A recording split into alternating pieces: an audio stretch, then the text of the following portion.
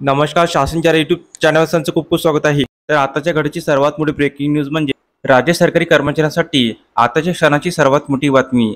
त्या संदर्भात एपिसोडच्या माध्यमातून संपूर्ण अपडेट सविस्तरपणे पाहण्याला सुरू करूया. राज्य शासन सेवेतील अकार्यक्षम कर्मचाऱ्यांच्या बाबतीत आता राज्य सरकारकडून कडक कायदेशीर कार्यवाही करण्यात येणार आहे.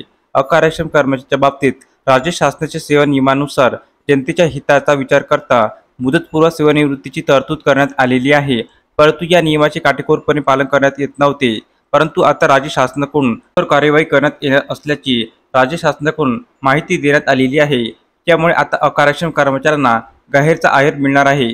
मुदतपूर्व सेवानिवृत्तीचा नियम नेमका काय आहे? महाराष्ट्र नागरिक सेवा नियम 1982, नियम 10(4) आणि नियम 65 नुसार राज्य शासकीय कर्मचाऱ्याच्या वयाच्या 50 आणि 55व्या वर्षानंतर अथवा सेवेच्या 30 वर्षानंतर कर्मचाऱ्याची सेवेत राहण्याची पात्रता आजमावण्याची तरतूद करण्यात आलेली आहे.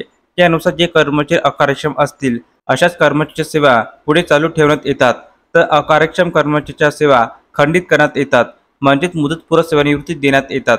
शासन सेवेत अकार्यक्षम असतील अशा कर्मचाऱ्यांमुळे सेवा बजावत असताना कामामध्ये व्यत्यय आणि कमीपणा येऊ नये याकरता राज्य शासनाच्या नियमानुसार कठोररित्या पालन करणे आवश्यक असल्याची माजी प्रशासकीय अधिकारी NP मित्र योत्री यांनी सांगितले आहे.